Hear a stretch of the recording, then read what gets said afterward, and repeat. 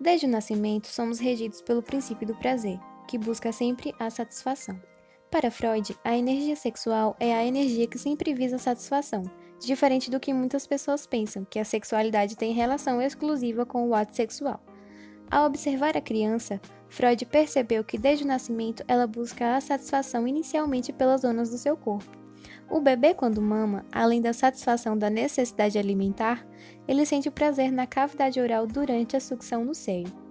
A prova desse prazer é que a criança busca outros objetos para estimular a cavidade oral depois que abandona a amamentação. Segundo o desenvolvimento, a criança sente prazer no controle do esfictere, principalmente que refere à eliminação das fezes, produto da criança, seu pequeno filho e parte dele. Em torno dos 3 ou 4 anos, a criança percebe que existe prazer na estimulação dos órgãos genitais. Vale ressaltar que não há nenhuma maldade na criança durante esse processo de busca pelo prazer. Ela simplesmente faz aquilo que é bom. Nesse mesmo momento, a criança chega à última fase da sexualidade infantil, fase fálica. Se sente um pequeno adulto e começa a construir uma relação imaginária com seus genitores, figuras maternas e paternas. A figura materna é o primeiro objeto de afeto da criança de ambos os sexos. Esse cuidado primordial oferecido pela mãe faz com que a criança se sinta o ser humano mais importante e especial, construindo assim as bases da sua autoestima. Nesse momento, tudo que compete com a criança em relação à atenção e o amor materno é visto como uma ameaça. Esse processo acontece tanto com a menina quanto com o menino, que nesse momento percebem a figura paterna como um rival.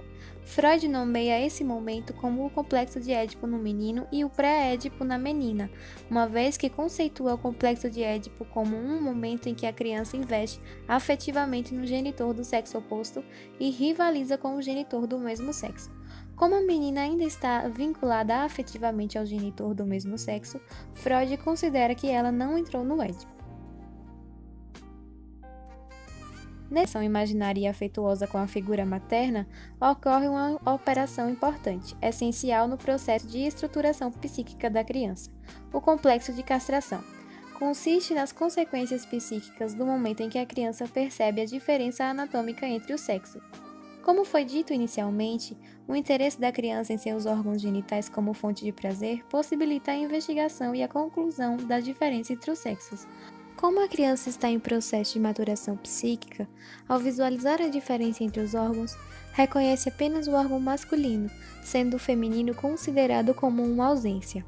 A castração promove um avanço no processo de estruturação psíquica, onde a criança começa a internalizar algumas leis simbólicas que culminam no recalque da relação primordial e imaginária com a figura materna.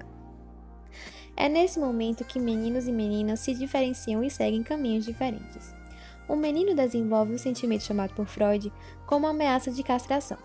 Como existem seres que não têm pênis, ele sente medo de perder o seu órgão, caso continue se masturbando ou continue a investir arduamente em sua vida. Nesse momento, ele sai do complexo de Édipo. Em relação à menina, ao visualizar um órgão masculino e compará-lo com o seu, sente uma enorme frustração, pois conclui que lhe falta algo. Inicialmente, ela sente inveja do pênis. Esse processo promove um afastamento da figura materna, porque inconscientemente a menina atribui à sua mãe a culpa pela falta de pênis. Como consequência, a menina se direciona à figura paterna em busca de uma compensação, já que ele é visto como aquele que tem o pênis. Nesse instante, a menina entra no complexo de Édipo. É possível observar que após a castração, a criança abandona a relação imaginária com a mãe, internaliza regras e constrói uma identidade sexual e de gênero. O menino sai querendo ser como o pai para ter alguém como a mãe e a menina começa a se comparar com a mãe para ter alguém como o pai futuramente. Vale ressaltar que pode acontecer uma identificação inversa. É importante para a criança passar pelo Édipo e superá-lo posteriormente. O final da fase fálica coincide com a chegada definitiva do princípio da realidade. A criança compreende que aquele lugar diante das figuras parentais não cabe a ela e começa a se submeter à lei do incesto e às demais leis e regras morais do mundo simbólico.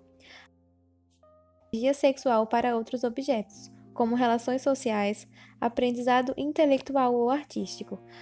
Essa fase é chamada por Freud como latência.